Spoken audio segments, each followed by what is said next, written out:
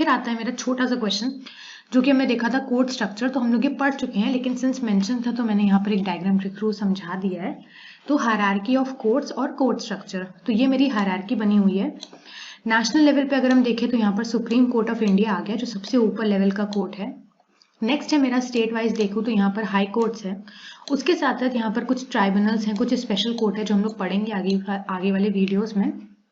Next आता है मेरा डिस्ट्रिक्ट लेवल पे, तो डिस्ट्रिक्ट लेवल पे मैंने बताया था कि डिस्ट्रिक्ट कोर्ट्स तो होते ही हैं, उसके साथ साथ कुछ सेशन कोर्ट होते हैं।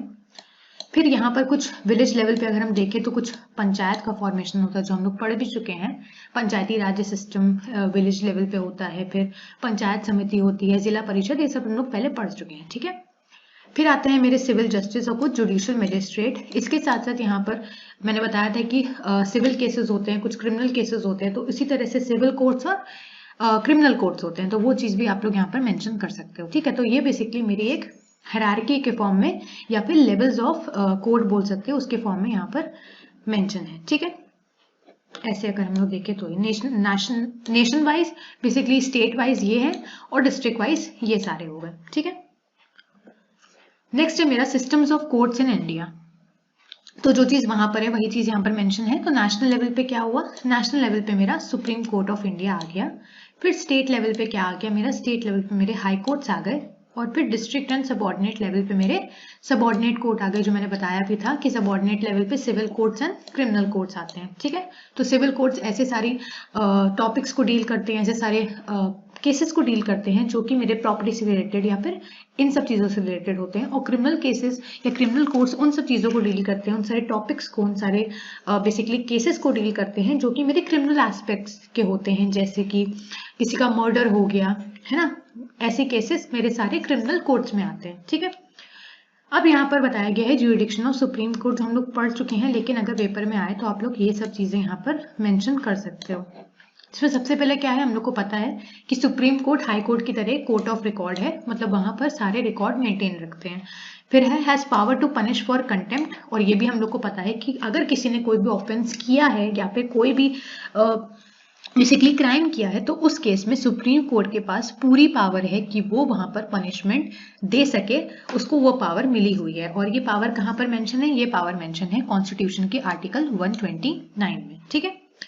नेक्स्ट है मेरा ओरिजिनल ज्यूरिडिक्शन, तो ओरिजिनल ज्यूरिडिक्शन, अपीलेट ज्यूरिडिक्शन हम लोग पढ़ चुके हैं पहले ही वीडियोस में, तो वही चीज यहाँ पर मेंशन है ओरिजिनल ज्यूरिडिक्शन, जो कि यहाँ पर मेंशन है आर्टिकल 131 में।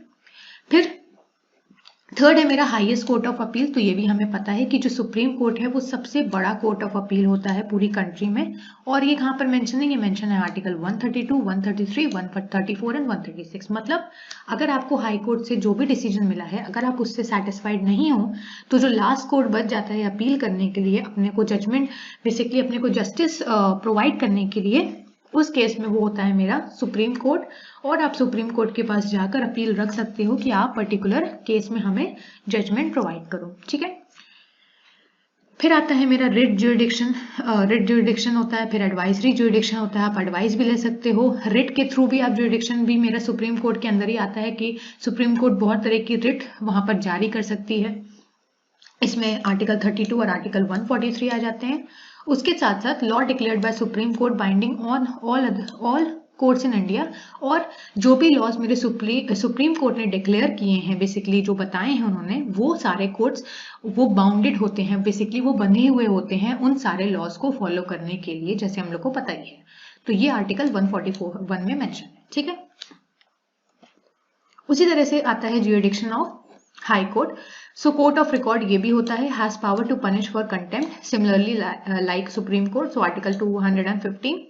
Next is original jurisdiction in civil and criminal matters in case of some of high court, so मैंने बताया भी था हाई कोर्ट वाले केस में कि हाई कोर्ट के पास ये पावर मिली हुई है कि वो कुछ केसेस में यहाँ पर क्या कर सके कि अपना जजमेंट दे सके कुछ सिविल और क्रिमिनल मैटर्स में।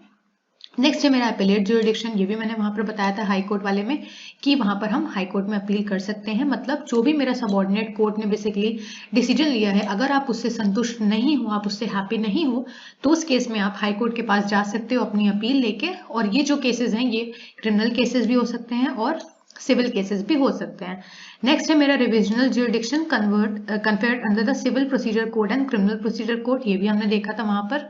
उसके साथ साथ रिट ज्यूरिडिक्शन जो मैंने बता दिया आर्टिकल 226 में, और administrative jurisdiction over subordinate court, मतलब सबऑर्डिनेट कोर्ट पे अपना कंट्रोल रखना, उनको एडमिनिस्टर करने का भी काम किसका है, हाई कोर्ट का है। ठीक है, अब इसके साथ साथ मेरा पूरा सुप्रीम कोर्ट और हाई कोर्ट और कोर्ट का स्ट्रक्चर पूरा खत्म होता है, और हमने सारे लॉ पढ़े और जो भी मेरे सोर्सेज ऑफ लॉ होते हैं वो पढ़े। आई होप आप लोग को वीडियो अच्छी लगी होगी। अगर वीडियो अच्छी लगी है तो लाइक करें, शेयर करें और चैनल को सब्सक्राइब करें। Thank you.